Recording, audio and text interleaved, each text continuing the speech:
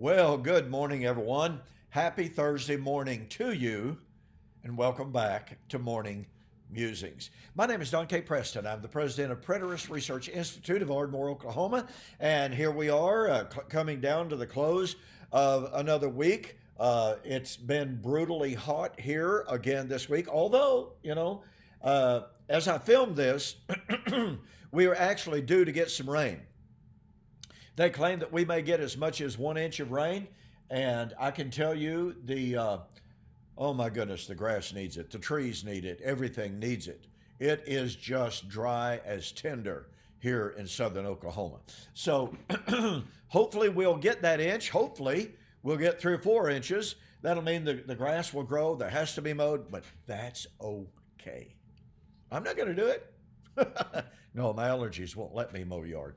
So anyway, we are closing down on Deuteronomy chapter 32, demonstrating that it is in fact the roadmap for Matthew 25:31 and following, which means that it had to be full, that is to say, Matthew 25:31 and following had to be fulfilled in AD 70. Let me explain. Twice, actually 3 times, in Deuteronomy 31:29, Deuteronomy 32:5-7, 4 times, Deuteronomy 32:19 and following, Deuteronomy 32:29 and following, we are told that the Song of Moses is about Israel's fate after many generations to come. We are told it is about what would befall Israel in the last days. We are told it is about her last end, twice. Her last end. I mean, how much clearer could language be, ladies and gentlemen? Let me reiterate what I've been trying to drive home over the last 3 or 4 videos. Deuteronomy 32 is not about the Christian age. It is not about the church age. It is not about the end of time. It is about Israel's covenant age coming to an end. And it even gives us the terminus of that. Point number 1, her last days would come because of her apostasy. Jeshurun has grown fat. You are obese, Moses said. Yahweh said through Moses. And what he meant by that, he wasn't talking about literal physical obesity. She became spiritually obese, and she apostatized. And it was because of that that the Lord said, oh, that they would be wise. Oh, that they would consider what their last end will be. The Lord said, I will turn my face from them. Boy, listen, if you want an absolutely fascinating study, get your trusty, rusty electronic Bible study program going and look up Turn My Face, or just look up the word face. Now, there's a gazillion of those references, so you have to, pare it down just a little bit. But anytime Yahweh said he was going to turn his face from Israel, didn't matter if it's the 10 northern tribes, as in Hosea, or it didn't matter if it was the 2 southern tribes, Judah and Benjamin, as in Jeremiah chapter 23. Anytime God said, I will turn my face from you, Deuteronomy 23:39 and following is absolutely incredible, or 43-44, excuse me. The Lord said, I will turn my face from you. I will utterly forsake you. Wow. Powerful language, huh? So Yahweh in Deuteronomy 32 said, this people has forsaken me. They are a people of no understanding. I will turn my face from them. I'll turn my back on them. Now look, we know what turning our back on someone is. That's the imagery. Okay, so Yahweh said, as a result of Israel's apostasy, and remember, in the last days, he said, I'll turn my face from them and I'll turn my back on them. And oh, that they were wise. Oh, that they would consider what their last end will be. Now, I've got to make a point. The Lord said this would be the time in which Israel would apostatize. In Matthew chapter 12, 43 to 45, Jesus told a parable of a man who was possessed of a demon. The demon was cast out, and he wandered through dry places and wandered about. And he returned to the man in which he had been possessing. And as Jesus said, he found that place empty, swept, and garnished. The man hadn't filled up his life with goodness, holiness, and righteousness. So the evil spirit went and found 7 other spirits worse than himself and came and took possession of that man once again. And Jesus said, the latter end of him is the worse than the beginning. So shall it be with this generation. Do you know what Jesus was saying there? Jesus was saying his generation, the first century generation of Jerusalem and Judah, was the worst generation in the entirety of Israel's history.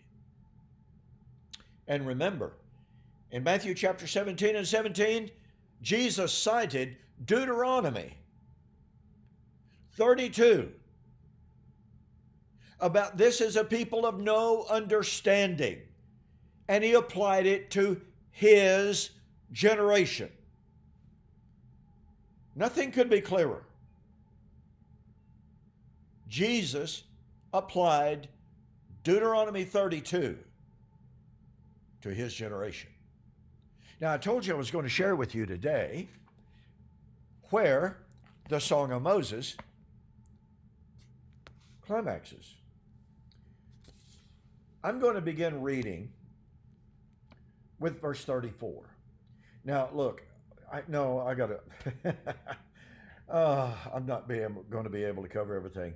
The Lord says, Deuteronomy 32:31. You know what I really, really, really need to do is to start a video series on the Song of Moses. Don't you think? Yeah.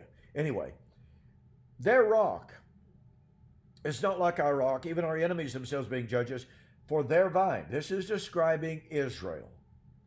Their vine is the vine of Sodom and of the fields of Gomorrah. Their grapes are grapes of gall. Their clusters are bitter. Their wine is the poison of serpents and the cruel venom of cobras. Okay, let me spend just a moment here, okay? Like I said, I'm not going to get through it, but that's okay. Do you have anywhere to go? I don't. Not this morning. Their vine is the vine of Sodom. Have you ever realized that in Revelation chapter 11, John saw the 2 witnesses who were prophets, and they prophesied for 42 months, and at the end of the 42 months, they were slain. And their dead bodies laid in the streets of the city where the Lord was crucified. It is also the city that is spiritually called Sodom. Have any doubt about who that was? Deuteronomy 32, their vine, that's Israel's vine, is the vine of Sodom.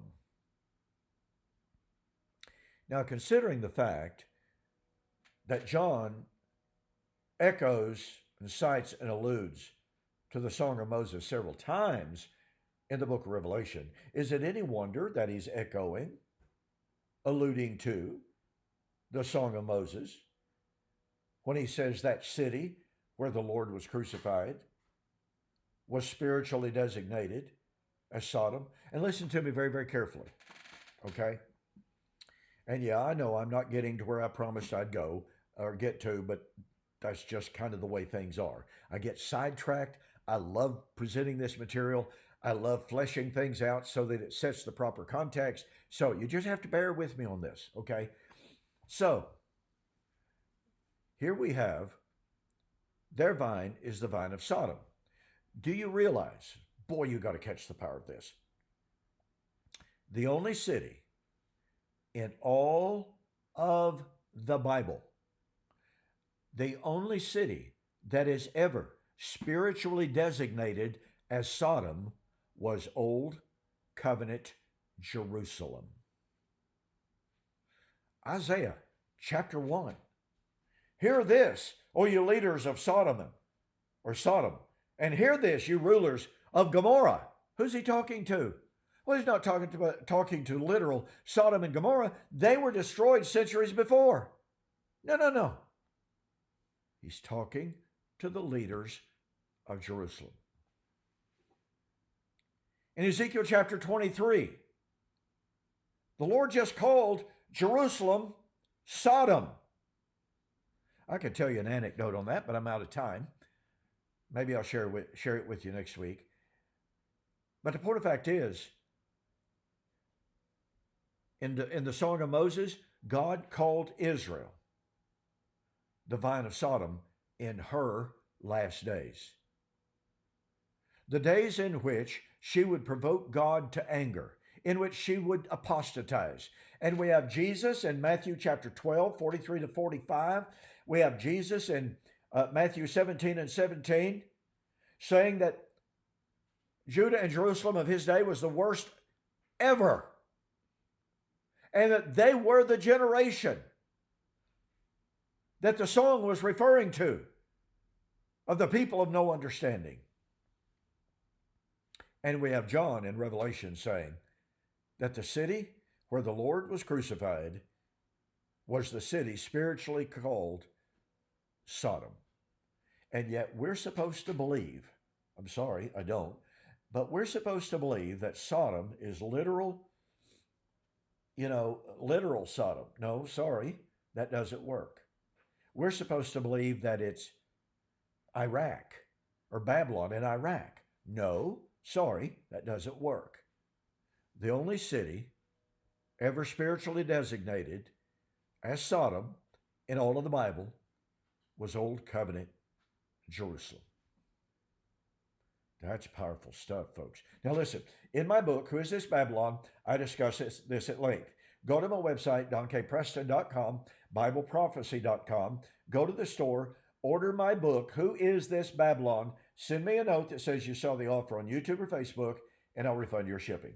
Okay, listen, be sure to be with me tomorrow as I continue our study on why N.T. Wright is wrong on the redemption of creation.